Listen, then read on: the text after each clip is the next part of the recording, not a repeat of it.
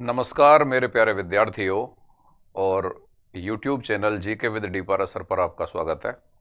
और हम पढ़ रहे हैं संविधान सभा, भारत की संविधान सभा और संविधान निर्माण की प्रक्रिया। इस टॉपिक में 3 क्लास बनती हैं, जिसमें से एक क्लास हमारी हो चुकी है और उसके बाद आज आगे बढ़ेंगे। ये टॉपिक भारत की किसी भी परीक्षा में IAS, किसी भी स्टेट का PCS, SSC, रेलवे और स्टेट की सर्विसेज जैसे राजस्थान वाली RAS, assistant professor, school lecturer, second grade, REET, secretary, patwari, सभी परीक्षा में ये आता है। मतलब ये एक ऐसा टॉपिक है जो शायद देश भर की सभी परीक्षाओं में आता हो। तो इसको हम जिस लेवल पे पढ़ रहे हैं वो IAS तक के लिए सफिशिएंट लेवल है। आप किसी भी स्टेट का PCS, IAS और कोई भी एग्जाम इस मटेरियल को अगर पढ़कर दोगे तो सवाल आपका सॉल्व हो जाएगा। इस प्रकार का हम प्रयास कर रहे हैं। तो इस टॉपिक के अंतर्गत एक क्लास आपकी हो चुकी है और उसके बाद आज आगे बढ़ेंगे। तीन क्लास में ये टॉपिक पूरा होता है।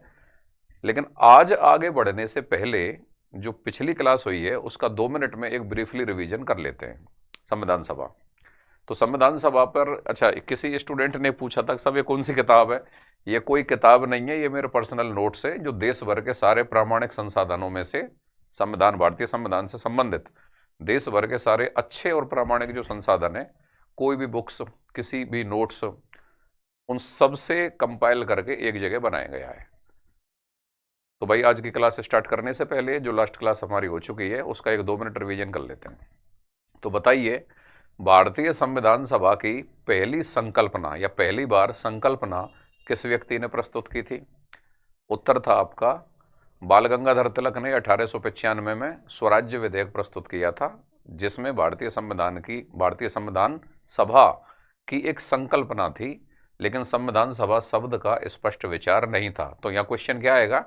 भारतीय संविधान सभा की संकल्पना, संकल्पना की पॉइंट है, इसको ध्यान रखना। ठीक है। अगला सवाल, संविधान सभा का पहला विचार किसने दिया? विचार शब्द की पॉइंट है। अगर विचार शब्द को पकड़कर एग्जामिनर सवाल डालता है तो उसका आंसर होगा महात्मा गांधी। कांग्रेस कार्य समिति की बैठक 1922 में हुई, जिसमें महात्मा गांधी ने संविधान सभा का विचार दिया। सिर्फ विचार दिया, मांग नहीं की। तो अब की बार की पॉइंट क्या होगा? विचार। संविधान सभा का पहली बार विचार किसने दिया? महात्मा गांधी। तीसरा सवाल, संविधान सभा की मांग किसने की? मांग करने वाला पहला व्यक्ति या पहला भारतीय कौन था? तो वो थे MN राय या मानवेंद्र नाथ राय। संविधान सभा की मांग करने वाला, औपचारिक रूप से संविधान सभा की मांग करने वाला पहला व्यक्ति। अतः MN राय को संविधान सभा के विचार का प्रतिपादक भी कहा जाता है। दूसरा सवाल ये बन गया MN राय पे कि संविधान सभा के विचार का प्रतिपादक किसे कहा जाता है? MN राय को कहा जाता है। एक अधिनियम ऐसा कौन सा था जिसमें संविधान सभा के विचार का प्रावधान था? तो वो अधिनियम है 1919 का एक्ट। 1919 के एक्ट के उद्देश्य का यह प्रस्तावना में भारत की संविधान सभा का विचार निहित था। ये सारे सवाल जिनको मैं थोड़ा स्पीड में बोल रहा हूँ, ये पिछली क्लास में बड़ी डिटेल से समझाए गए हैं। मेरी कोई भी क्लास समझने से पहले पिछली क्लास जरूर उसको देख लें, क्योंकि तभी सीक्वेंस आगे समझ में आएगा आपके। ठीक है, फिर उसके आगे बढ़ते हैं। 1927 में बंबई में कांग्रेस का सम्मेलन हुआ, जिसमें मोतीलाल नेहरू ने यह प्रस्ताव प्रस्तुत किया कि कांग्रेस भारत के सभी दलों से मिलकर संविधान सभा की मांग ब्रिटिश सरकार से करे। संविधान सभा की मांग ब्रिटिश सरकार से करे और संविधान सभा का गठन करे। तो एग्जामिनर सवाल डाल सकता है कि कहां पर हुए सम्मेलन में मोतीलाल नेहरू ने यह प्रस्ताव पेश किया था कि कांग्रेस अन्य सभी भारतीय दलों से मिलकर संविधान सभा की मांग करे? बंबई अधिवेशन 1927। और इस अधिवेशन में मोतीलाल नेहरू ने जो यह प्रस्ताव प्रस्तुत किया था, इसी की परिणति 1928 की नेहरू रिपोर्ट में थी। अब यहां से एक और नया सवाल आया, सब नेहरू रिपोर्ट क्या है? तो नेहरू रिपोर्ट क्या है, नेहरू कमेटी क्या है, सर्वदलीय सम्मेलन क्या है? ये हमारे राष्ट्रीय आंदोलन के विषय हैं, जिनको हम राष्ट्रीय आंदोलन जब मैं तुम्हें पढ़ाऊंगा तो काफी डिटेल से पढ़ाऊंगा। तो अभी तो आप फिलहाल संविधान सभा हमारा टॉपिक है, तो जितने सवाल संविधान सभा को टच होते हुए बन रहे हैं, हमारा ध्यान केवल वहीं पर रहना चाहिए। तो यहाँ पे 2 ही सवाल पकड़ूंगा मैं इस जगह पे कि कहां पर हुए कांग्रेस के सम्मेलन में मोतीलाल नेहरू ने यह प्रस्ताव प्रस्तुत किया था कि कांग्रेस अन्य सभी भारतीय दलों से मिलकर भारत के लिए संविधान सभा का गठन करे। बंबई अधिवेशन हुआ था, 1927 में हुआ था। और उसमें मोतीलाल नेहरू ने जो ये प्रस्ताव प्रस्तुत किया है, इसी की परिणति 1928 की नेहरू रिपोर्ट में आई है। अब ये नेहरू रिपोर्ट क्या है, ये हम राष्ट्रीय आंदोलन में पढ़ेंगे। ठीक है, संविधान सभा पर फिर अगला सवाल जा रहा है कि एम एन राय पहला व्यक्ति जिसने संविधान सभा की मांग की 1934 में की थी। संविधान सभा के विचार का प्रतिपादक किसको कहा जाता है, एम एन राय को कहा जाता है।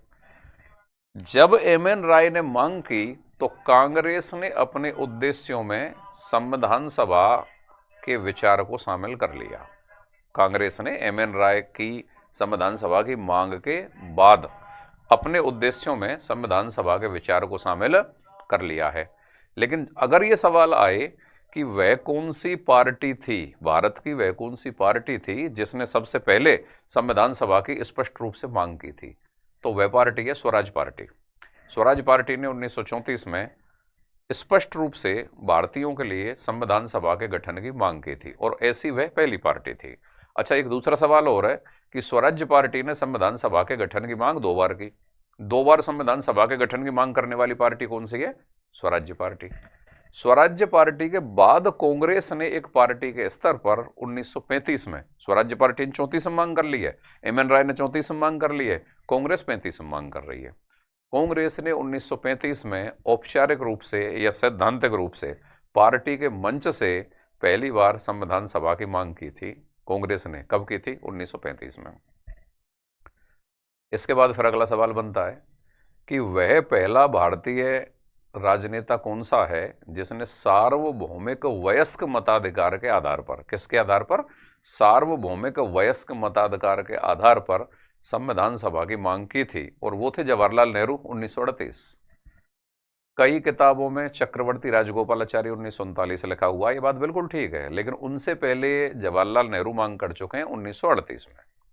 सार्वभौमिक वयस्क मताधिकार के आधार पर संविधान सभा के गठन की पहली मांग किसने की है, जवाहरलाल नेहरू ने की है, 1938 में की है।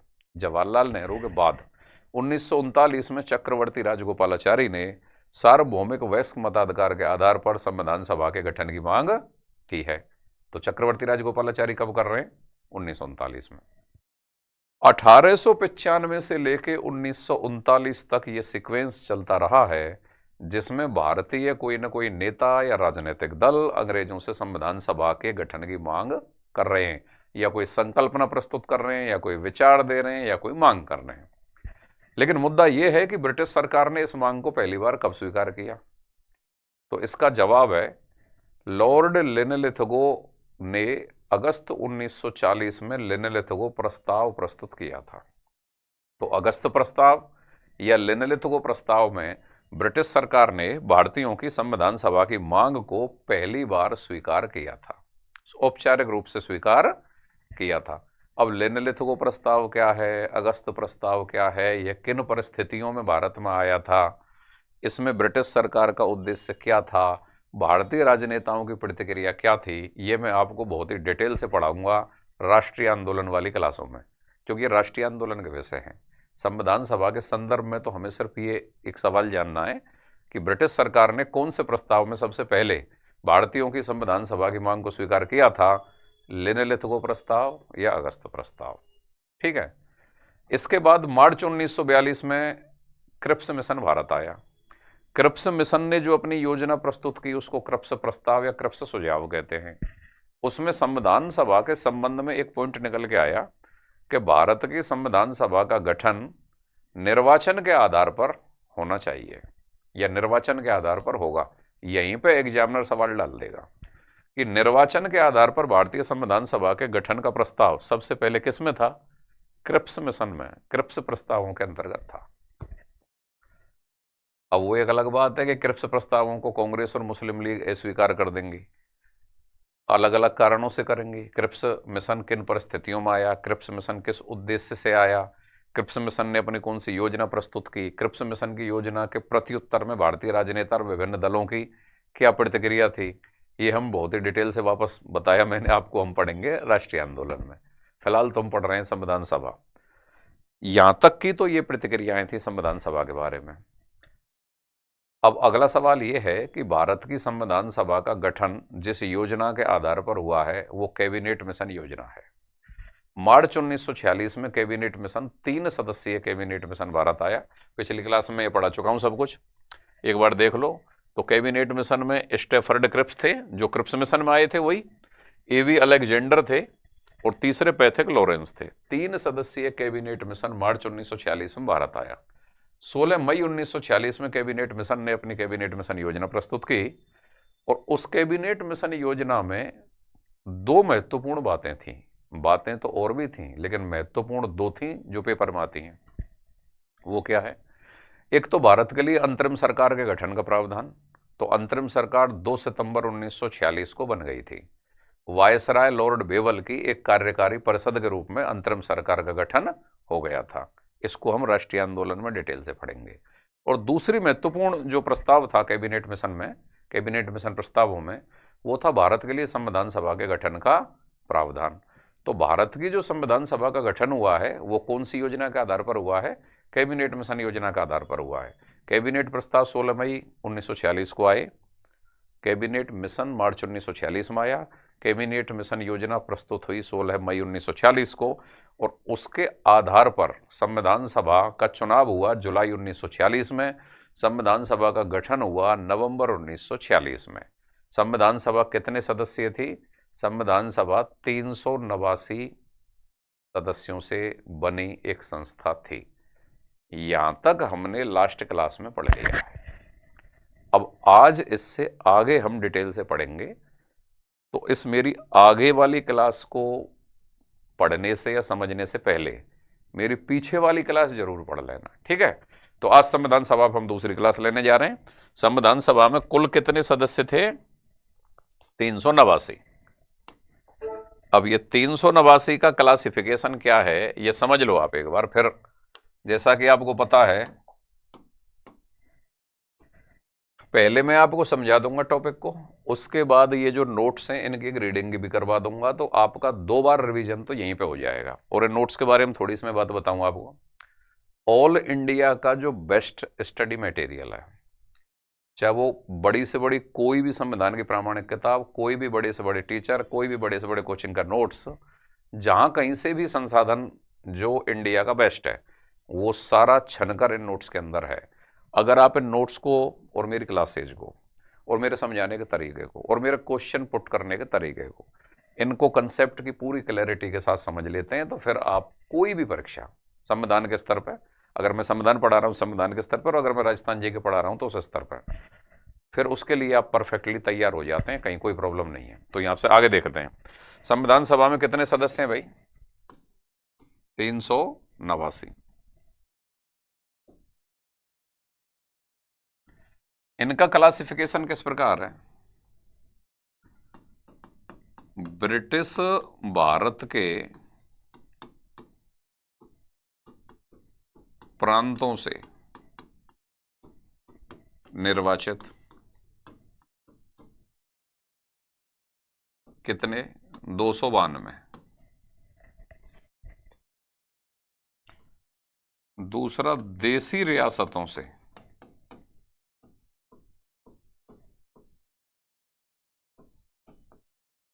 देसी रियासतों से 93। और तीसरा, चीफ कमिश्नर द्वारा प्रशासित क्षेत्रों से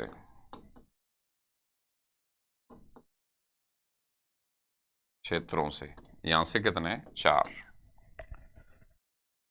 ब्रिटिश भारत के प्रांतों से निर्वाचित 292। भारत अंग्रेजों के द्वारा 2 प्रकार से शासित था। एक तो ब्रिटिश भारत था जिसमें 11 प्रांत थे। कितने प्रांत थे? 11 प्रांत। और एक था रियासती भारत जिसमें राजा महाराजाओं की छोटी बड़ी रियासतें थी, लगभग 570 के आसपास। तो ब्रिटिश भारत के 11 प्रांतों में संविधान, अच्छा एक चीज और, संविधान सभा में 10 लाख लोगों पर एक व्यक्ति था। 10 लाख लोगों पर संविधान सभा में एक व्यक्ति का चयन किया गया था। तो ये जो संख्या है ना 389, इसका मतलब ये है कि उस समय पे भारत की जो जनसंख्या है वो 38-39 करोड़ के आसपास है। कितनी? 38-39 करोड़ के लगभग है। तभी 10 लाख में से एक आदमी बना है और फिर ये संख्या निकल के आई है 389। अच्छा, अब इसमें जो निर्वाचन हो रहा है उस निर्वाचन में मतदाताओं को 3 वर्गों में विभाजित किया गया है। मतदाताओं की 3 श्रेणियां हैं, मुस्लिम, दूसरी सिख और तीसरी सामान्य। बस यहीं पे सवाल टिक गया आपका। एग्जामिनर आपसे डायरेक्ट सवाल पूछ रहा है कि संविधान सभा के निर्वाचन के समय मतदाताओं के कितने वर्ग बनाए गए या मतदाताओं की कितनी श्रेणियां बनाई गई, या मतदाताओं का जो प्रतिनिधित्व था वो निम्नलिखित में से कितने वर्गों में था या कौन से वर्ग में नहीं था। तो कितने वर्गों में था? 3 में, मुस्लिम, सिख और सामान्य।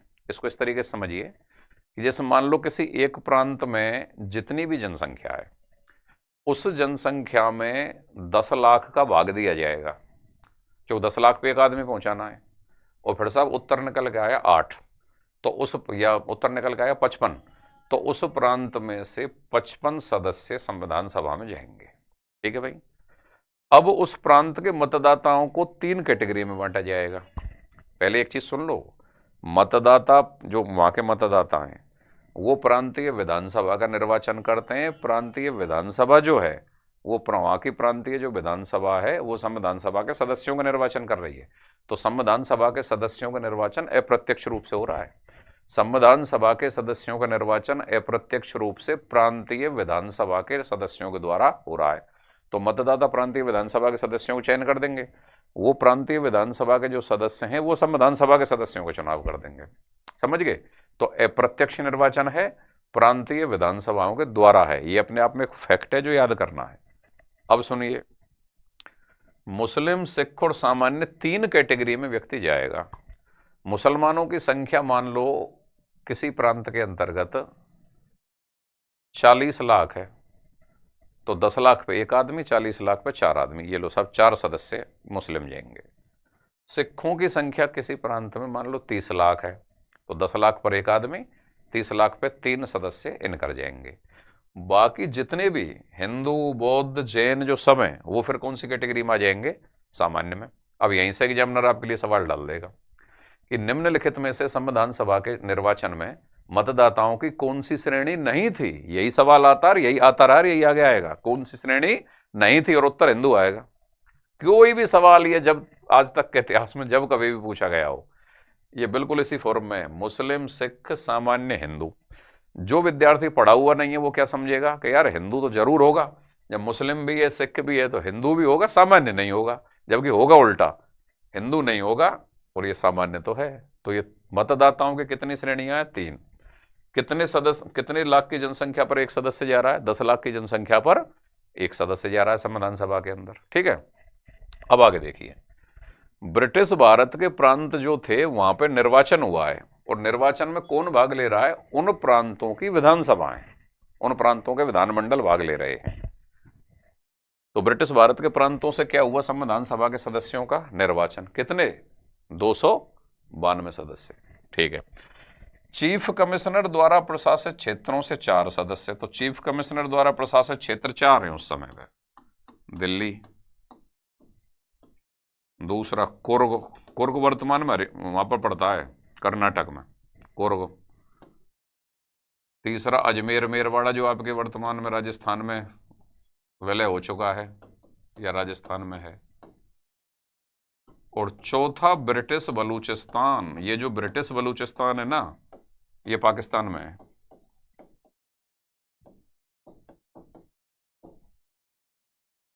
ये 4 चीफ कमिश्नर द्वारा प्रशासित क्षेत्र हैं, और ये चीफ कमिश्नर द्वारा जो प्रशासित जो ये 4 क्षेत्र हैं, ये क्षेत्र जिन प्रांतीय विधानसभाओं के नियंत्रण में थे उनके सदस्यों के द्वारा इनका निर्वाचन किया गया। इन 4 सदस्यों का निर्वाचन किया गया। तो चीफ कमिश्नर द्वारा प्रशासित क्षेत्रों का भी क्या हुआ? निर्वाचन हुआ। ठीक है भाई। ब्रिटिश भारत के प्रांतों से भी क्या हुआ? निर्वाचन हुआ। अब देशी रियासतों की बात कर लेते हैं। देसी रियासतों से सबसे पहले तो सदस्य कितने गए जनसंख्या के हिसाब से? इनमें इतनी जनसंख्या थी कि इनके 93 सदस्य बन रहे थे, 93 चले गए। अच्छा, अब ये सदस्य कैसे गए? देसी रियासतों के सदस्यों का संविधान सभा में चयन करने के लिए एक वार्तालाप समिति बनी थी। कौन सी समिति बनी थी? वार्तालाप समिति। इस वार्तालाप समिति में देसी रियासतों के सदस्य भी थे तथा संविधान सभा के सदस्य भी थे। सरल भाषा में ऐसे जान लो, देसी रियासतों से संविधान सभा में कितने सदस्य पहुंचेंगे इसका निर्वाचन करने के लिए एक वार्तालाप समिति बनी है, जो कि देसी रियासतों के सदस्यों और संविधान सभा के सदस्यों के द्वारा मिलकर बनी है। इस वार्तालाप समिति ने देसी रियासतों के सदस्यों को संविधान सभा में पहुंचाने के लिए 2 प्रकार की विधियों का प्रयोग किया। कौन सी 2 प्रकार की विधियां? मनोनयन का भी प्रयोग किया और निर्वाचन का भी प्रयोग किया। मनोनयन और निर्वाचन, दोनों विधियों का प्रयोग किया। अब यहीं पे सवाल टिक गया, और ये सवाल आया हुआ भैया आरएस परीक्षा में आया है, प्रीलिम्स में, और अक्सर आता रहता है कि देसी रियासतों के सदस्यों का संविधान सभा में चयन का आधार क्या था? मनोनयन, निर्वाचन, नियुक्ति, और चौथा ऑप्शन होगा आंशिक मनोनयन और आंशिक निर्वाचन। तो सही आंसर क्या होगा? आंशिक मनोनयन और आंशिक निर्वाचन, क्योंकि दोनों ही प्रकार की विधियों का प्रयोग हो रहा है। अब यहीं पे एक सवाल ये भी टिकेगा कि जो संविधान सभा है, इस संविधान सभा का स्वरूप कैसा था? पूर्ण रूप से मनोनीत, एक ऑप्शन, दूसरा पूर्ण रूप से निर्वाचित, तीसरा पूर्ण रूप से नियुक्त, और चौथा आंशिक रूप से मनोनयन तथा आंशिक रूप से निर्वाचन। तो आंसर क्या आ जाएगा? आंशिक रूप से मनोनयन तथा आंशिक रूप से निर्वाचन। संविधान सभा का स्वरूप भी यही है, और देसी रियासतों से संविधान सभा के सदस्यों को चुनने का आधार भी यही है। तो ये मोटी मोटी बात पकड़ में आ गई होगी आपके। ठीक है, एक और सवाल, भारत की संविधान सभा का स्वरूप कैसा था? अगर मान लो ये सवाल आए और एग्जामिनर पूछे कैसा था स्वरूप, सांप्रदायिक या धर्मनिरपेक्ष, तो कहीं प्रस्तावना की भाषा के धर्मनिरपेक्ष के आधार पर धर्मनिरपेक्ष मत कर देना। भारत की संविधान सभा का स्वरूप सांप्रदायिक था। कैसा था? सांप्रदायिक, क्योंकि उसमें सदस्यों का जो निर्वाचन किया जा रहा था, उसमें मतदाताओं की श्रेणियां मुस्लिम, सिख, ये धर्म के आधार पर बनी हुई थी। तो भारत की जो संविधान सभा है, उसका स्वरूप है सांप्रदायिक। कैसा है? सांप्रदायिक है, धर्मनिरपेक्ष नहीं है, और अप्रत्यक्ष तरीके से वो, या अप्रत्यक्ष रूप से चुनी गई है। ये लो जी, सांप्रदायिक और अप्रत्यक्ष रूप से। क्या प्रत्यक्ष रूप से निर्वाचन है? नहीं, अप्रत्यक्ष रूप से निर्वाचन है, प्रांतीय विधानसभाओं द्वारा निर्वाचन हो रहा है। ठीक है, क्या वो धर्मनिरपेक्ष स्वरूप की है? नहीं, सांप्रदायिक, धर्म के आधार पर निर्वाचन हो रहा है, धर्म के आधार पर चयन हो रहा है, तो सांप्रदायिक है। तो अप्रत्यक्ष रूप से और सांप्रदायिक तरीके से इसका गठन, अप्रत्यक्ष निर्वाचन से और सांप्रदायिक स्वरूप में इसका गठन हुआ है। ये एक इंफॉर्मेशन है जिसमें 389 सदस्यों का जिक्र है, और वो किस किस तरीके से गए। अब संविधान सभा की पहली बैठक कब हुई? संविधान सभा की पहली बैठक 9 दिसंबर 1946 को हुई।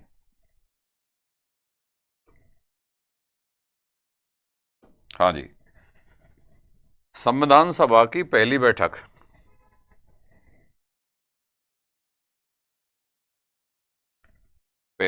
है भाई संविधान सभा की 9 दिसंबर 1946। कहां पर हुई है भाई? दिल्ली में हुई है। संविधान सभा की पहली बैठक 9 दिसंबर 1946 को हुई। कहां पर हुई? दिल्ली में हुई। और इस पहली बैठक में संविधान सभा के जो अस्थायी अध्यक्ष बने थे वो सच्चिदानंद सिन्हा। ये बात आप सभी जानते हो। अस्थायी अध्यक्ष सच्चिदानंद सिन्हा है। बाद में दूसरी बैठक 11 दिसंबर 1946 को होगी। उसमें जो स्थायी अध्यक्ष बनेंगे वो राजेंद्र प्रसाद बनेंगे। कौन बनेंगे? राजेंद्र प्रसाद बनेंगे। लेकिन पहली बैठक की बात सुन लो पहले।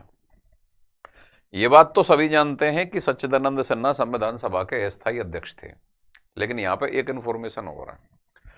सच्चिदानंद सिन्हा ने कहा कि जिस किसी भी बैठक में अध्यक्ष होता है उस बैठक में उपाध्यक्ष अनिवार्य रूप से होता है। तो सच्चिदानंद सिन्हा के प्रस्ताव पर फ्रैंक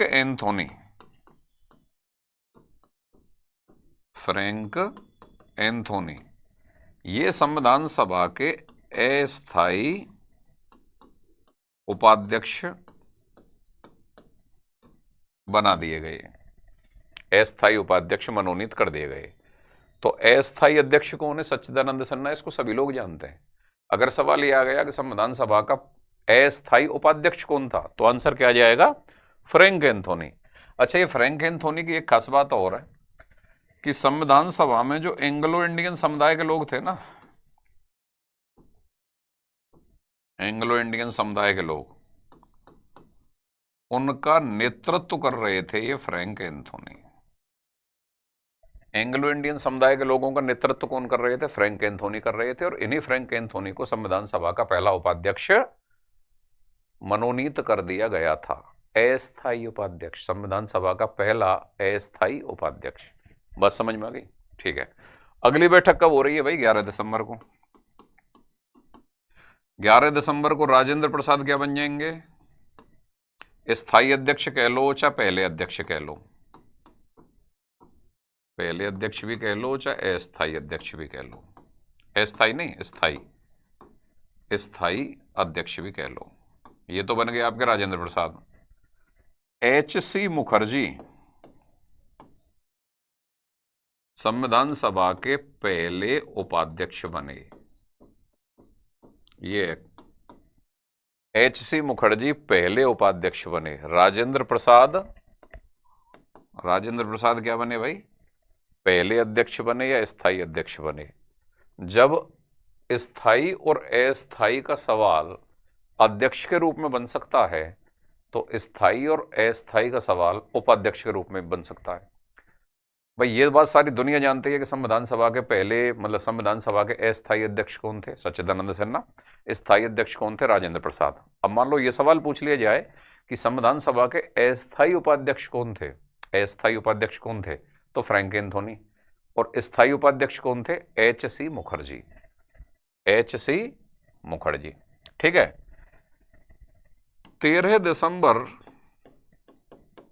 1946 को जवाहरलाल नेहरू ने, JL नेहरू मतलब जवाहरलाल नेहरू ने, संविधान सभा में ऐतिहासिक उद्देश्य प्रस्ताव प्रस्तुत किया। ऐतिहासिक उद्देश्य प्रस्ताव प्रस्तुत किया, जो कि 22 जनवरी 1947 को पारित हो गया। पारित। अब समझो काम की बात।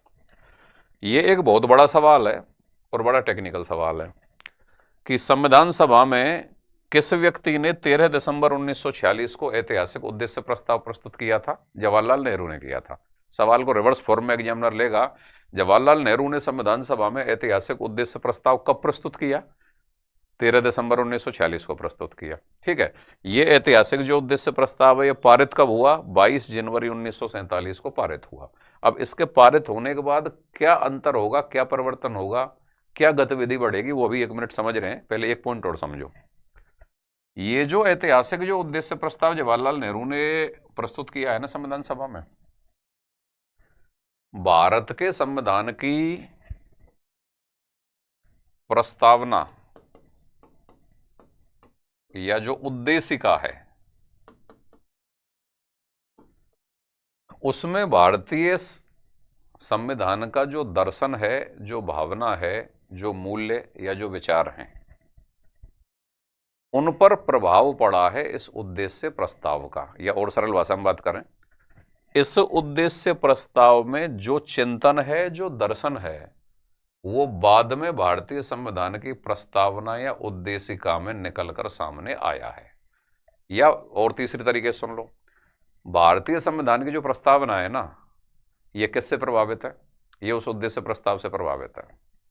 तो ये सवाल डायरेक्ट बन सकता है। बन सकता क्या? बनता रहा है।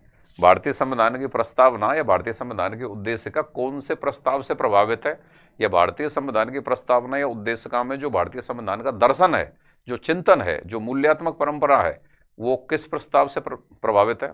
उद्देश्य प्रस्ताव से। इस उद्देश्य प्रस्ताव को के एम मुंशी ने के एम मुंशी ने भारतीय गणराज्य की कुंजी कहा। भारतीय गणराज्य की कुंजी कहा।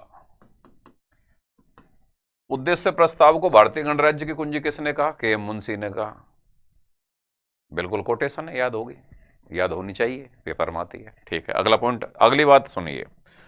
ये जो 13 दिसंबर 1946 को उद्देश्य प्रस्ताव प्रस्तुत किया है, जो कि 22 जनवरी 1947 को पारित हो गया है, इसके पारित होते ही भारतीय संविधान के निर्माण की प्रक्रिया शुरू हो जाती है। और संविधान का निर्माण करने के लिए विभिन्न कमेटी या समितियों का गठन हुआ है, और उन समितियों के कोई ना कोई अध्यक्ष हैं। तो ये सवाल हमेशा ट्रेंड में रहता है कि निम्नलिखित में से कौन सा सही सुमेलित है या नहीं है। 4 समितियां होंगी, 4 उनके अध्यक्ष होंगे और उनको मैच करवाया जाएगा। तो समितियों का गठन होने लगा और समितियों के अध्यक्ष हैं और वो समितियां हैं, उनकी एक लिस्ट अभी आगे आएगी, इसको रिवाइज करवाएंगे आपको, और संविधान निर्माण की प्रक्रिया शुरू हो जाती है। अब कागज पे देखिए, यहां से आगे ये जो समझा अभी आपने। हाँ भाई, इसमें कुल 389 सदस्य थे। वह संविधान सभा जो कि कैबिनेट मिशन योजना का आधार पर गठित हुई है, उसमें कितने सदस्य थे? 389। 292 सदस्य, 292 सदस्य ब्रिटिश भारत के प्रांतों से, 93 सदस्य कहां से थे? देसी रियासतों से। 4 सदस्य कहां से थे? चीफ कमिश्नर द्वारा प्रशासित क्षेत्रों से। अब ये चीज मैं आपको बता चुका हूं कि जो 292 ब्रिटिश भारत के प्रांतों से वो क्या हैं? निर्वाचित हैं। ब्रिटिश भारत के प्रांतों वाले कैसे हैं भाई? निर्वाचित। ठीक है। 93 जो देशी रियासतों से हैं वो वार्तालाप समिति के द्वारा, बताया ना मैंने आपको, दोनों विधि, मनोनयन मतलब मनोनीत भी किए गए प्लस निर्वाचन, दोनों प्रकार की विधियों से निकल कर आए। 4 चीफ कमिश्नर द्वारा चीफ कमिश्नरी क्षेत्रों से हैं, इनका क्या हुआ है? निर्वाचन। तो इनकी आप संख्या याद कर लेना। और ये मनोनयन और निर्वाचन पे सवाल ये बनता है कि संविधान सभा कैसी थी, तो आंसर आएगा आंशिक रूप से मनोनीत और आंशिक रूप से निर्वाचित। देशी रियासतों के जो सदस्य गए थे वो पूर्ण रूप से निर्वाचित, पूर्ण रूप से मनोनीत, आंशिक रूप से निर्वाचित और आंशिक रूप से मनोनीत। तो आंसर आ जाएगा आंशिक रूप से निर्वाचित, आंशिक रूप से मनोनीत। 4 चीफ कमिश्नर क्षेत्रों में से अजमेर मेरवाड़ा से मुकुट बिहारी, ये अजमेर मेरवाड़ा राजस्थान का है। तो राजस्थान के विद्यार्थियों को जो भी राजस्थान सरकार में परीक्षाएं दे रहे हैं आरएएस से लेकर नीचे तक, वैसे तो ये संविधान देश की सभी परीक्षाओं के लिए काफी है, लेकिन अगर आप आरएएस राजस्थान में दे रहे हैं या राजस्थान की कोई भी परीक्षा दे रहे हैं, school lecturer, 2nd grade, REET, 3rd grade और कुछ भी, तो ये सवाल आपके लिए बड़ा तगड़ा सवाल है। मुकुट बिहारी लाल भार्गव। देखो, राजस्थान से संविधान सभा के अंतर्गत 12 सदस्य गए थे। अभी लिस्ट आएगी आगे, वो लिस्ट भी पूरी याद करनी है आपको। 11 सदस्य थे वो देशी रियासतों से गए थे, और 1 सदस्य था जो चीफ कमिश्नर द्वारा शासित क्षेत्र अजमेर मेरवाड़ा यहां से गया, और उसका नाम है मुकुट बिहारी लाल भार्गव। तो एग्जामिनर यह सवाल पूछ लेता है कि राजस्थान में चीफ कमिश्नर द्वारा शासित क्षेत्र अजमेर मेरवाड़ा से कौन व्यक्ति संविधान सभा में गए थे, तो उत्तर क्या आ जाएगा? मुकुट बिहारी लाल भार्गव। दिल्ली से पहले आसफ अली फिर देशबंधु गुप्ता केंद्रीय विधानसभा के सदस्य होने के कारण संविधान सभा के सदस्य बने। चलो ठीक है। जबकि कुर्ग से सीएम पुनाका कुर्ग विधान परिषद द्वारा निर्वाचित किए गए। अगर आप राजस्थान सरकार की परीक्षा दे रहे हैं तो मुकुट बिहारी भार्गव को याद करना, बाकी को आप याद कर भी सकते हैं, नहीं भी कर सकते हैं। कर लें तो अच्छी बात है, इन्फॉर्मेशन तो मैक्सिमम ही होनी चाहिए। फिर देखो आगे, देशी रियासतों से प्रतिनिधित्व का तरीका देशी रियासतों और संविधान सभा के सदस्यों से युक्त कौन सी समिति के द्वारा? वार्तालाप समिति के द्वारा। ये वही है ना जो भी मैंने समझाया था थोड़ी देर पहले। अगर समझ बढ़िया हो जाती है ना और कंसेप्ट की क्लैरिटी बन जाती है, तो फिर ये जो कागज होते हैं ना, ये आराम से ऐसे बदले जाते हैं सरलता से। तो वार्तालाप समिति द्वारा किया जाता था।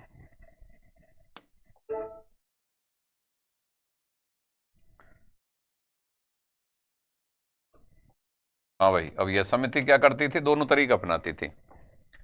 वार्तालाप समिति द्वारा देशी रियासतों के प्रतिनिधित्व के लिए दोनों तरीके बताया था ना मैंने, मनोनयन और निर्वाचन, दोनों तरीके, मनोनयन और निर्वाचन, को स्वीकार किया गया।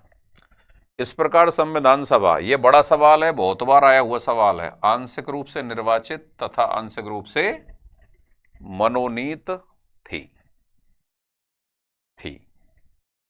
तो संविधान सभा का स्वरूप कैसा था? पूर्ण रूप से निर्वाचित, पूर्ण रूप से मनोनीत, आंशिक रूप से निर्वाचित और आंशिक रूप से मनोनीत। क्या उत्तर आएगा? आंशिक रूप से निर्वाचित और आंशिक रूप से मनोनीत। संविधान सभा में प्रति 10 लाख लोगों पर, कितने लोगों पर? 10 लाख लोगों पर एक सदस्य था। इसमें अच्छा, इसमें पार्टी के हिसाब से सदस्य याद कर लेना।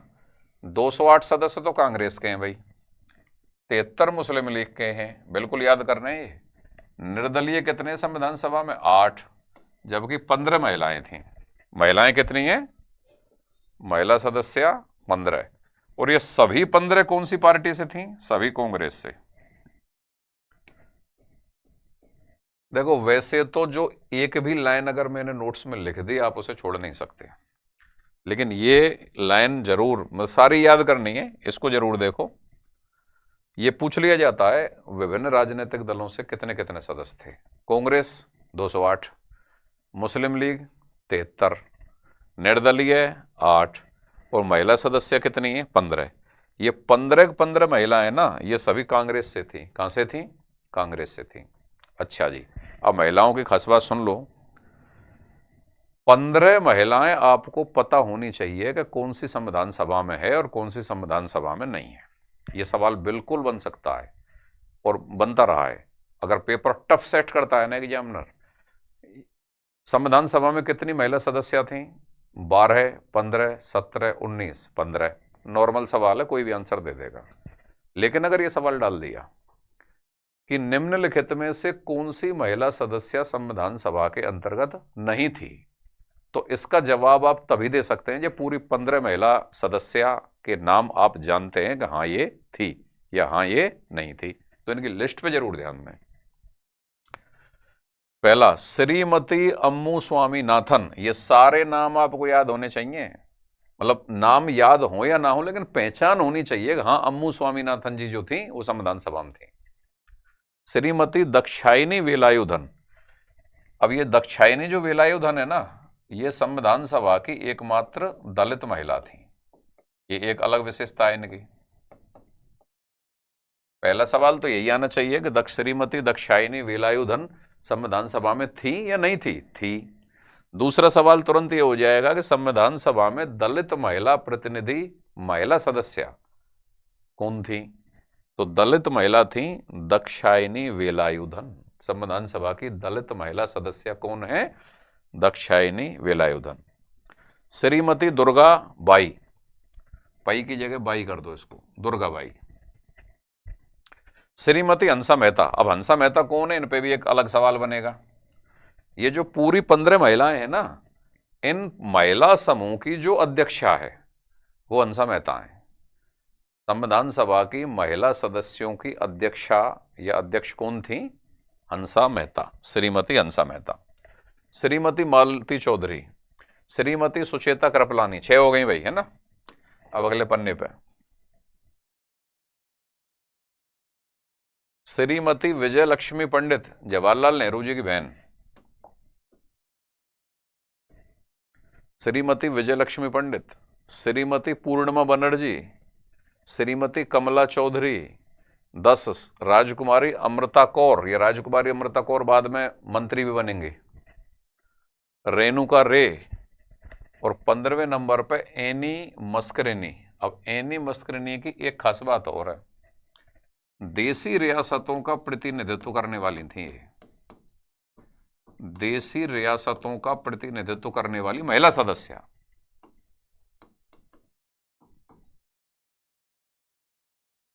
प्रतिनिधित्व करने वाली महिला सदस्य। एक चीज सुनो पहले तो, देसी रियासतों का प्रतिनिधित्व करने वाले जो व्यक्ति थे संविधान सभा में, वो वीटी कृष्णमाचारी थे, जो राजस्थान से ही थे। राजस्थान से गए थे, जो राजस्थान के 12 लोग गए हैं ना, उनमें थे वो राजस्थान की भी रियासत, 11 जो रियासत हैं, मतलब 11 सदस्य जो हैं, जो राजस्थान के रियासती भारत से जो गए हैं, उनका भी वो प्रतिनिधित्व करते थे। और भारत की भी देशी रियासतों के सदस्यों का प्रतिनिधित्व करते थे वीटी कृष्णमाचारी। लेकिन अगर यह सवाल आ जाए कि संविधान सभा के अंतर्गत कौन सी महिला सदस्य थी जो देशी रियासतों से निकल के गई थी, इन 15 में देशी रियासतों से निकल के एक ही महिला आई है और उनका नाम क्या है? एनी मस्करिनी। ठीक है भाई, ये लिख रहा एनी मस्करिनी, देशी रियासतों से प्रतिनिधित्व करने वाली। देखो ऊपर महिला समूह के अध्यक्ष कौन है? हंसा मेहता, अभी बता दिया आपको।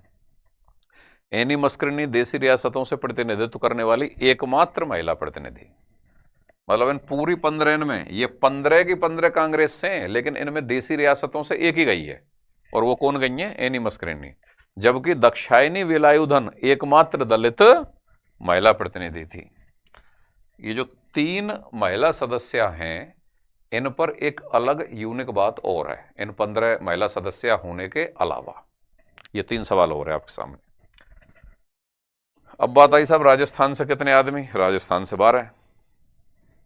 ये लो राजस्थान वाले।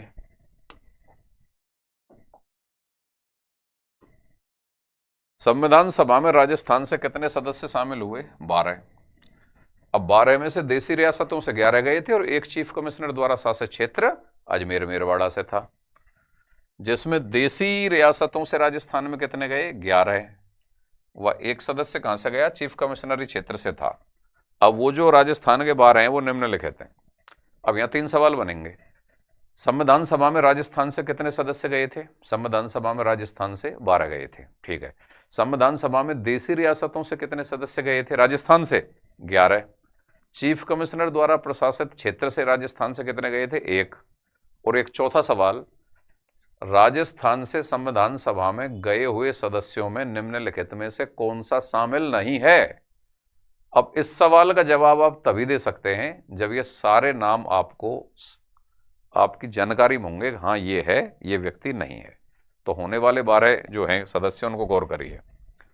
जसवंत सिंह, बलवंत सिंह मेहता, तीसरे हीरालाल शास्त्री, चौथे रामचंद्र उपाध्याय, 5वें माणिक्यलाल वर्मा, 6वें वीटी कृष्णमाचारी। अब वीटी कृष्णमाचारी पर 2 सवाल बनेंगे। एक तो वीटी कृष्णमाचारी कहां से आ रहे हैं? राजस्थान से आ रहे हैं। दूसरा, राजस्थान में जो ये देशी रियासतों का प्रतिनिधित्व करने वाले 11 सदस्य हैं ना, इस राजस्थान के देशी रियासतों का प्रतिनिधित्व करने वाले सदस्यों के अध्यक्ष हैं वीटी कृष्णमाचारी, या देशी रियासतों के सदस्यों का नेतृत्व कर रहे हैं। राजस्थान में देशी रियासतों के सदस्यों का नेतृत्व करने वाले व्यक्ति कौन थे? वीटी कृष्णमाचारी। पहले तो इन्होंने राजस्थान में नेतृत्व किया है, फिर उन्होंने उस पूरी संविधान सभा में पूरे देश के सभी देशी रियासतों के जो सदस्य आ गए थे उन सभी का भी नेतृत्व किया है। ठीक है। गोकुललाल असावा यासवा, दलेल सिंह, नवे राज बहादुर सिंह, 10वां सरदार सिंह और 11वें जयनारायण व्यास। इनमें से प्रमुख रूप से तो जो आपके प्रजामंडल आंदोलनों में है ना राजस्थान के, वही शामिल हो गए। और 12वें मुकुट बिहारी लाल भार्गव, जो आपके अजमेर मेरवाड़ा से हैं। Concept clear? अब आगे देखें। वीटी कृष्णमाचारी राजस्थान की रियासतों का प्रतिनिधित्व करने वाले संविधान सभा के सदस्य थे। इनका प्रतिनिधित्व राजस्थान की रियासतों का, पहले तो राजस्थान की रियासतों का प्रतिनिधित्व किया है, फिर संविधान सभा में जाने के बाद फिर पूरे भारत की देशी रियासतों का प्रतिनिधित्व भी वीटी कृष्णमाचारी ने किया है।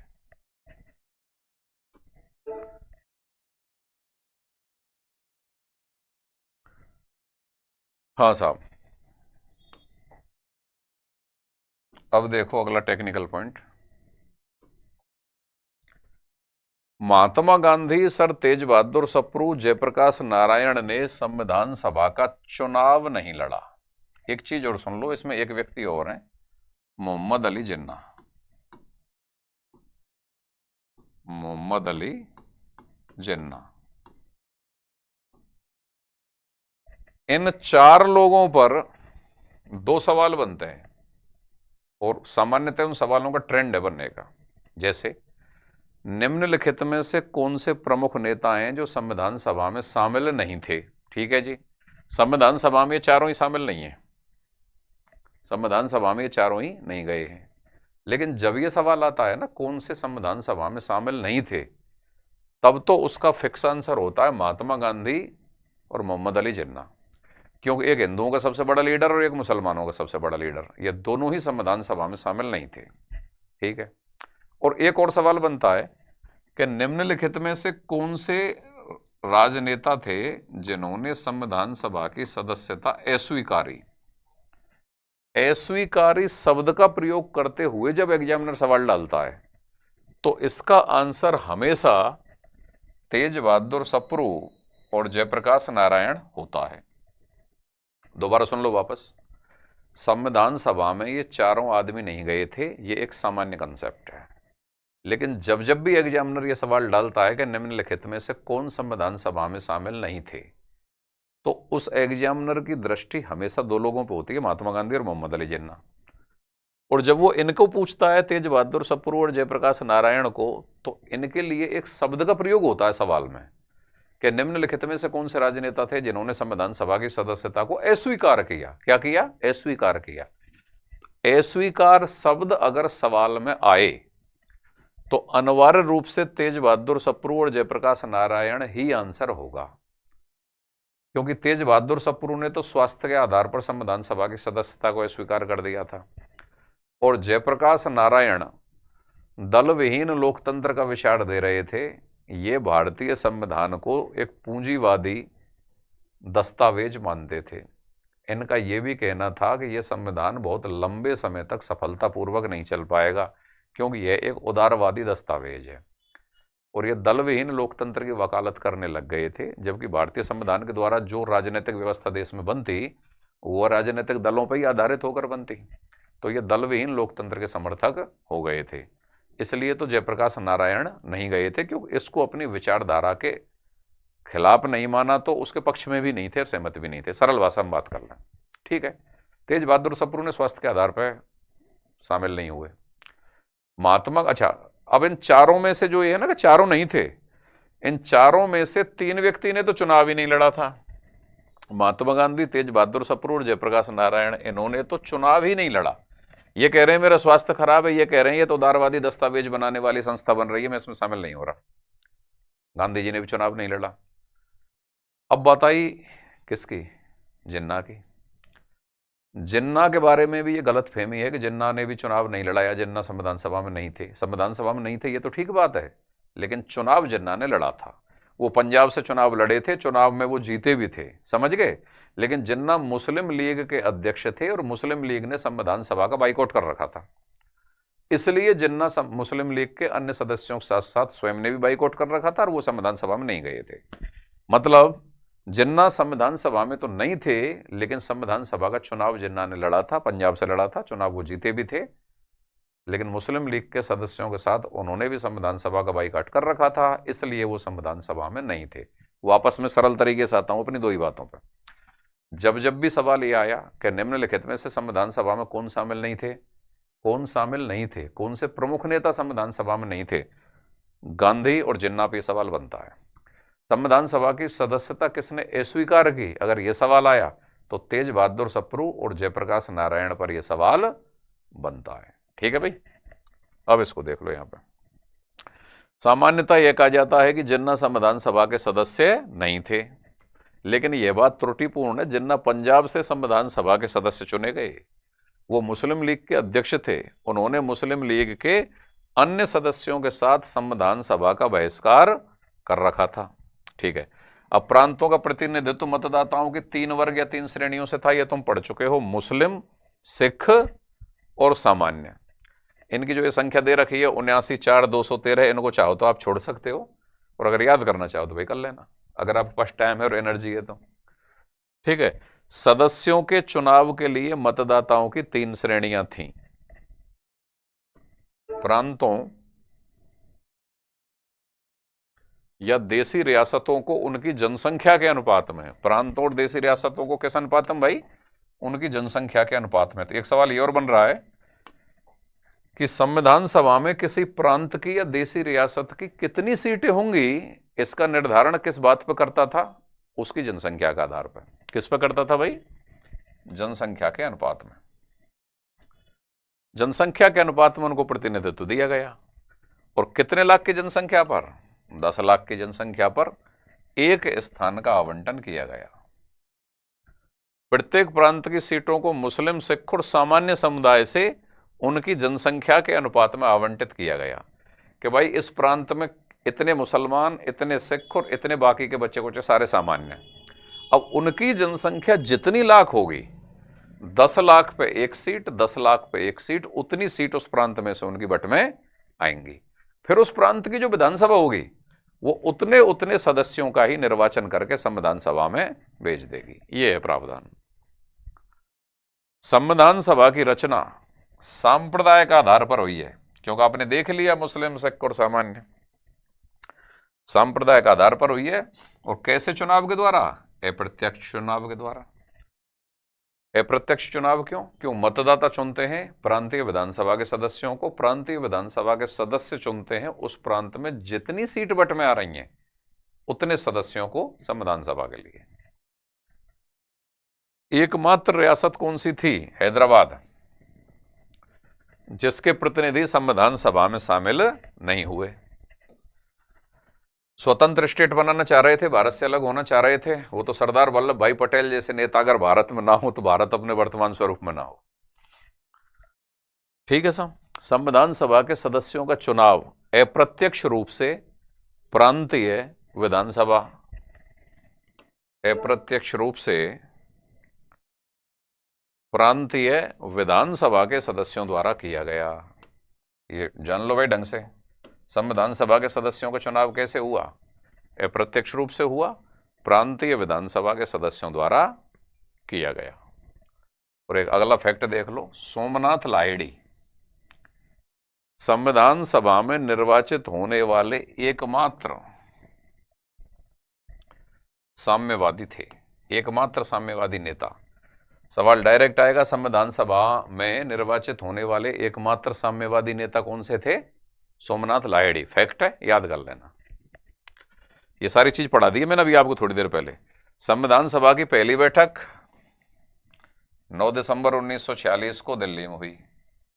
ठीक है साहब। इसमें अस्थायी अध्यक्ष कौन बने? सच्चिदानंद सिन्हा।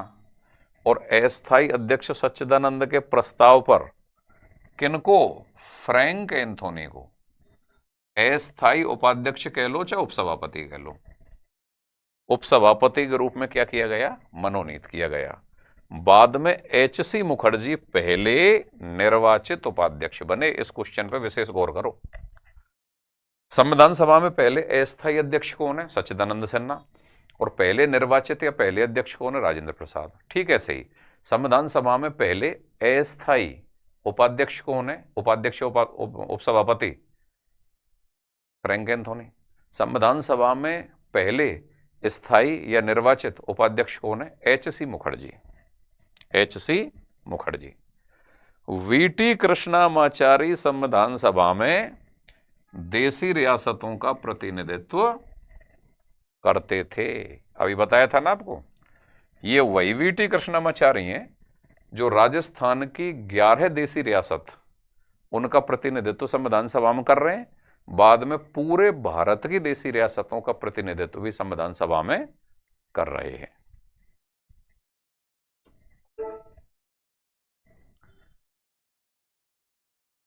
अच्छा, फिर इसके बाद एक नया कॉन्सेप्ट आया,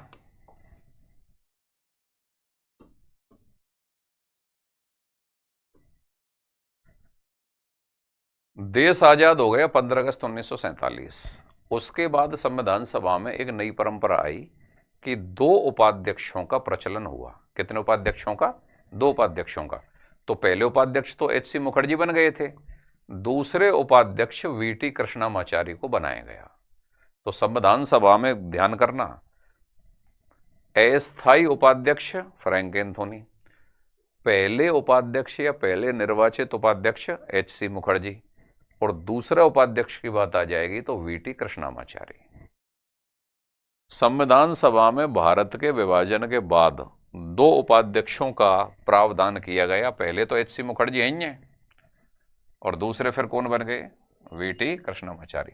तो वीटी कृष्णमाचारी 3 जगह आ गए। राजस्थान के देशी रियासतों का प्रतिनिधित्व कर रहे हैं, पूरे भारत की देशी रियासतों का प्रतिनिधित्व कर रहे हैं। और तीसरा सवाल, संविधान सभा में दूसरे उपाध्यक्ष कौन बने? वीटी कृष्णमाचारी। 2 उपाध्यक्षों का प्रचलन आया देश की आजादी के बाद, भारत के विभाजन के बाद। तो पहले तो एच सी मुखर्जी हैं ही, दूसरे वीटी कृष्णमाचारी। एक और सवाल, संविधान सभा में सचिव कौन बने? सचिव HVR आयंगर। संविधान सभा के सचिव कौन बने भाई? HVR आयंगर। हाँ भाई, 3 सवाल। संविधान सभा के अध्यक्ष कौन थे? राजेंद्र प्रसाद। संविधान सभा के अस्थायी अध्यक्ष कौन थे? सच्चिदानंद सिन्हा। संविधान सभा के अस्थायी उपाध्यक्ष कौन थे? Frank Anthony. संविधान सभा के स्थायी उपाध्यक्ष या पहले निर्वाचित उपाध्यक्ष कौन थे? HC मुखर्जी। संविधान सभा के दूसरे उपाध्यक्ष कौन थे? वीटी कृष्णमाचारी। संविधान सभा के सचिव कौन थे? HVR आयंगर। ये एक फैक्ट, अच्छा फैक्ट। संविधान सभा के सचिव HVR आयंगर। सिखों ने पहले निर्वाचन का, संविधान सभा के निर्वाचन का बहिष्कार किया, लेकिन बाद में शामिल हो गए थे। तो एग्जामिनर बाई चांस ये सवाल डाल दे कि संविधान सभा के निर्वाचन के संबंध में सिखों की प्रतिक्रिया क्या थी, और 4 ऑप्शन आए, तो एक ऑप्शन उसको टिक कर देना, पहले निर्वाचन को अस्वीकार किया लेकिन बाद में शामिल हो गए थे। सिखों ने प्रारंभ में निर्वाचन का क्या किया?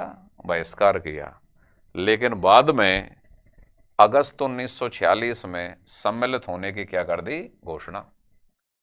संविधान सभा में बोलने वाले पहले व्यक्ति कौन थे? JB कृपलानी, क्योंकि उस समय JB कृपलानी कांग्रेस के अध्यक्ष भी थे।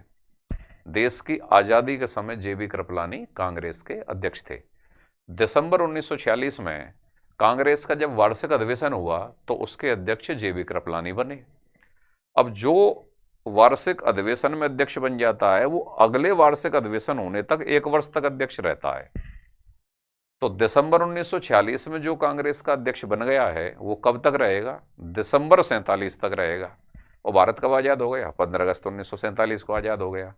तो जब भारत 15 अगस्त 1947 को आज़ाद हो गया तो एक बड़ा सवाल ये भी बनता है कि देश की आज़ादी के समय कांग्रेस के अध्यक्ष कौन थे? JB कृपलानी। ठीक है, चूंकि वो कांग्रेस के अध्यक्ष थे तो एक अपने आप में एक सम्मानित पद भी था। तो संविधान सभा में बोलने वाले पहले व्यक्ति भी JB कृपलानी ही हैं। कई किताबों में राधाकृष्णन लिखा हुआ है, लेकिन more correct answer JB Kripalani है। संविधान सभा में बोलने वाले पहले व्यक्ति कौन है? JB कृपलानी। संविधान सभा में बोलने वाले पहले वक्ता कौन है भाई? JB कृपलानी। उस समय कृपलानी कांग्रेस के राष्ट्रीय अध्यक्ष भी थे देश की आजादी के समय पे, और संविधान सभा जब स्टार्टिंग कर रही है उस समय पर भी JB कृपलानी राष्ट्रीय अध्यक्ष कांग्रेस के हैं। डॉक्टर श्यामा प्रसाद मुखर्जी अखिल भारतीय हिंदू महासभा के अध्यक्ष। ये लो साहब, अखिल भारतीय हिंदू महासभा के अध्यक्ष श्यामा प्रसाद मुखर्जी। तो एग्जामिनर मान लो ये सवाल डाल दे कि अखिल भारतीय हिंदू महासभा के अध्यक्ष डॉक्टर श्यामा प्रसाद मुखर्जी संविधान सभा में बंगाल से चुनकर आए थे। अंबेडकर भी बंगाल से चुनकर आए थे, फ्रैंक एंथोनी भी बंगाल से चुनकर आए थे। तो फ्रैंक एंथोनी एंग्लो इंडियन समुदाय के लोगों के जो नेतृत्व कर रहे हैं वो भी कहाँ से चुनकर आ रहे हैं? बंगाल से। अंबेडकर शेड्यूल्ड कास्ट फेडरेशन का जो अध्यक्ष हैं वो कहाँ से चुनकर आ रहे हैं? बंगाल से। श्यामा प्रसाद मुखर्जी अखिल भारतीय हिंदू महासभा के अध्यक्ष, ये भी कहाँ से चुनकर आ रहे हैं? बंगाल से।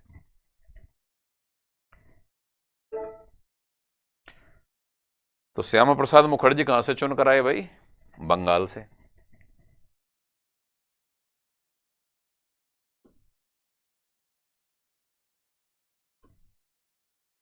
कहां से चुनकर आए श्यामा प्रसाद मुखर्जी? बंगाल से। अखिल भारतीय हिंदू महासभा के अध्यक्ष हैं।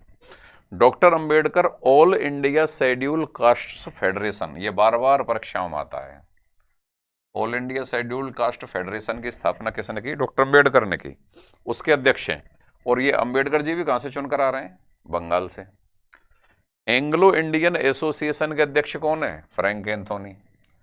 ये वही फ्रैंक एंथोनी है जो संविधान सभा के पहले अस्थायी उपाध्यक्ष हैं।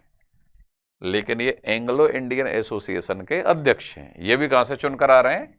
बंगाल से चुनकर आए। संविधान सभा के सचिव कौन है? HVR आयंगर। पढ़ लिया ना अभी आपने? संविधान सभा के सचिव कौन? HVR आयंगर। BN राव संवैधानिक सलाहकार।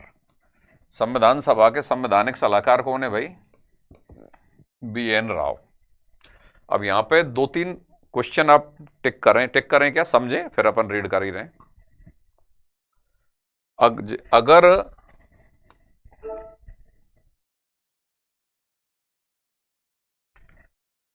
देखो सुनो,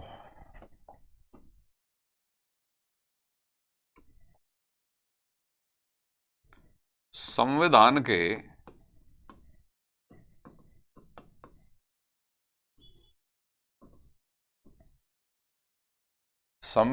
प्रारूप का निर्माण किया। प्रारूप का निर्माण किसने किया? BN राव ने। संविधान के प्रारूप का निर्माण किसने किया? BN राव ने। संविधान के प्रारूप पर चर्चा करने के लिए एक प्रारूप समिति बनी।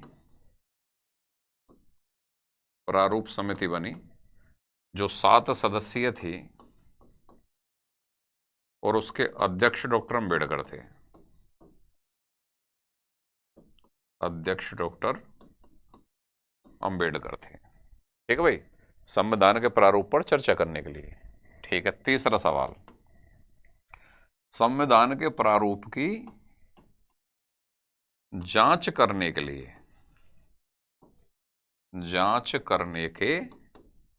लिए एक विशेष समिति बनी। एक विशेष समिति बनी किसकी अध्यक्षता में? जवाहरलाल नेहरू की अध्यक्षता में। ये 3 सवाल हैं और बड़े टेक्निकल सवाल हैं, ढंग से समझिए, क्योंकि जैसे ही संविधान के प्रारूप की बात आती है हम सीधे डॉक्टर अंबेडकर के पास चले जाते हैं, क्योंकि प्रारूप शब्द मतलब डॉक्टर अंबेडकर। ठीक है, इसमें 3 पॉइंट है समझने के लिए, परीक्षा के लिहाज से भी ये 3 पॉइंट इंपॉर्टेंट है। अगर एग्जामिनर पूछे संविधान के प्रारूप का निर्माण किसने किया? BN राव ने। प्रारूप या ड्राफ्ट। दूसरा सवाल, संविधान के प्रारूप पर चर्चा करने के लिए प्रारूप समिति किसकी अध्यक्षता में बनी? डॉक्टर अंबेडकर की अध्यक्षता में।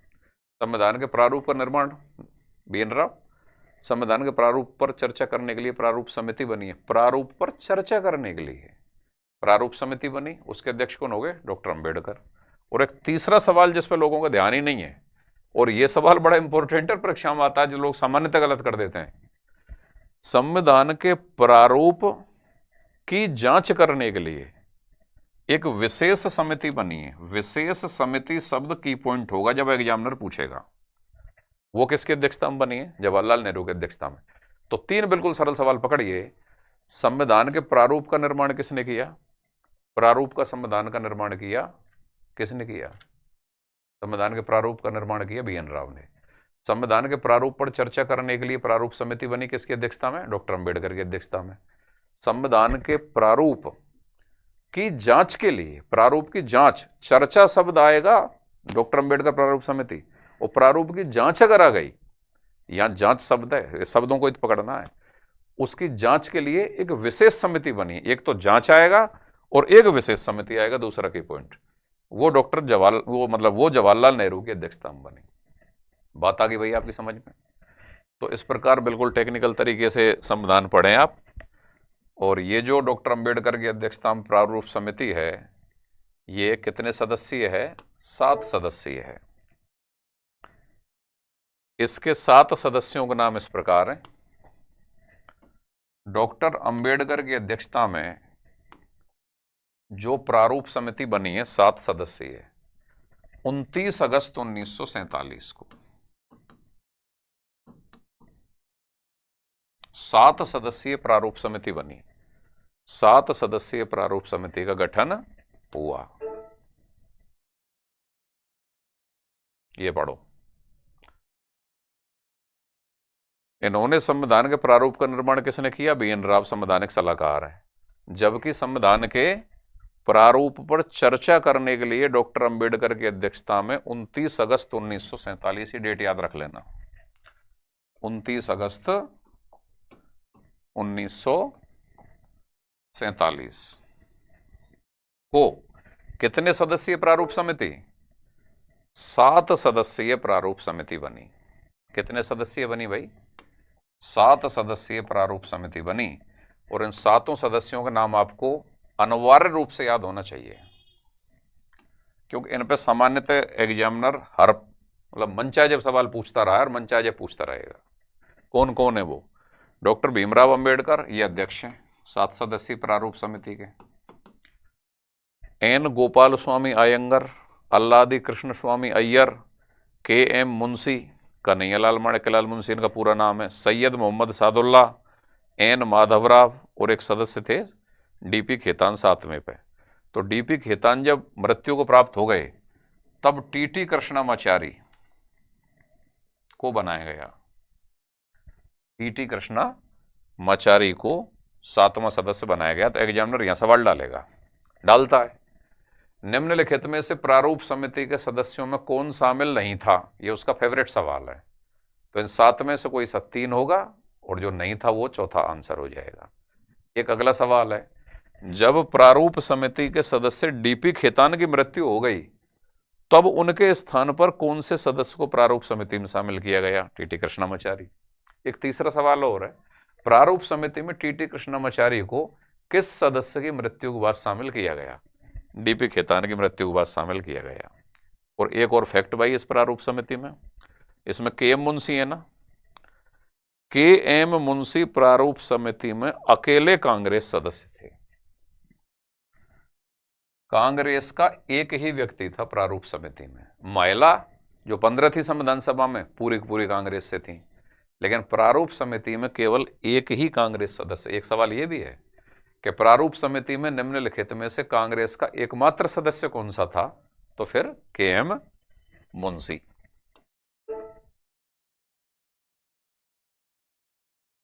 ठीक है भाई, अब ये वो सवाल आ गया जो मैंने अभी आपको करवाया था।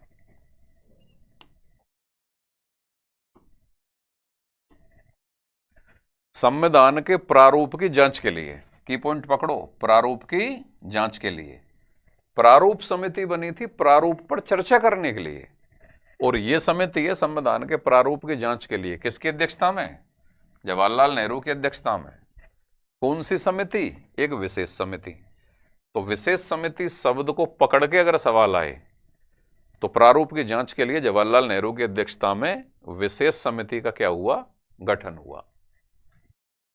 जयप्रकाश नारायण तथा तेज बहादुर सप्रू, सप्तू नहीं है सप्रू है, तेज बहादुर सप्रू ऐसे नेता थे जिन्होंने संविधान सभा की सदस्यता को अस्वीकार किया। अस्वीकार की पॉइंट है, जब कभी भी अस्वीकार शब्द को टैग करके सवाल आए कि संविधान सभा की सदस्यता को अस्वीकार किसने किया, तो तेज बहादुर सप्रू और जयप्रकाश नारायण ही आंसर आएगा। ये इन्हीं के लिए बना है। ठीक है। और संविधान सभा में कौन से प्रमुख नेता शामिल नहीं थे, या कौन से बड़े या प्रमुख नेता शामिल नहीं थे? गांधी और जिन्ना के लिए सवाल बना है। ठीक है। जयप्रकाश नारायण, जैसा कि मैंने आपको बताया, दल विहीन लोकतंत्र के समर्थक हो गए थे। भारतीय संविधान को एक उदारवादी दस्तावेज कहकर इसकी आलोचना कर रहे थे, इसलिए वो शामिल नहीं हुए थे। और तेज बहादुर सप्रू ने स्वास्थ्य के आधार पर शामिल होने से इनकार किया था। इसके बाद फिर 9 दिसंबर 1946 को संविधान सभा की पहली बैठक हुई। फिर 11 दिसंबर को क्या हुआ, फिर 13 को क्या हुआ, फिर उद्देश्य प्रस्ताव पारित हो गया, फिर विभिन्न कमेटियों का गठन हुआ। ये हमारी अगली क्लास, क्योंकि एक दिन में इतना ही डोज काफी रहेगी। थोड़ी क्लास ज़्यादा लंबी हो जाती है तो बच्चों पर भारी पड़ जाती है। सिविल सर्विसेज के स्टूडेंट तो लंबी क्लास झेल भी लेते हैं, लेकिन सामान्यतः जो छोटी परीक्षाएं दे रहे होते हैं, टीचर वगैरह, रीट वगैरह, तो उनको थोड़ा सेक्रेटरी पट वहाँ थोड़ा भारी लगने लगता है। साहब एक दिन में इतना ही डोज काफ़ी है। कोई नहीं, अगली जो क्लास आएगी, मैंने बताया ना आपको कि संविधान सभा एक टेक्निकल टॉपिक है और हम जो तथ्य आपको बताएंगे वो और जगह नहीं मिलेंगे। तो इसको अच्छी तरीके से पढ़ाने के लिए 3 क्लासें तो चाहिए। तो 2 क्लास मेरी आज मैं यहाँ ख़त्म कर रहा हूँ। तीसरी जो क्लास आएगी उस पर फिर ये संविधान सभा वाला टॉपिक पूरा हो जाएगा। और जितना भी मटेरियल, जो भी कंटेंट मैं दे रहा हूँ, इसको ढंग से समझ के याद कर लेना, कोई भी परीक्षा हो, परीक्षा अपने आप पास हो जाएगी। और भाई जो हमारा यूट्यूब चैनल है जीके विद डी पारा सर, उसको ज़्यादा से ज़्यादा लोग सब्सक्राइब करें। और ऐप है, ऐप का नाम भी जीके विद डी पारा सर। तो वहाँ पूरा स्टडी मटेरियल, अब यूट्यूब चैनल पे हो सकता है पूरी क्लासेज ना आ पाएँ, लेकिन वहाँ सब कुछ मिलेगा, टेस्ट सीरीज, प्रिंटेड नोट्स, और आपका सारे वीडियोज, कंसेप्ट की क्लैरिटी, टेस्ट सीरीज बड़े लेवल पर। तो ऐप को डाउनलोड करें, जीके विद डी पारा सर, और यूट्यूब चैनल को सब्सक्राइब करें, जीके विद डी पारा सर। और अगली क्लास बिल्कुल ना छोड़ें, बहुत ही टेक्निकल क्लास आने जा रही है। Okay, thank you.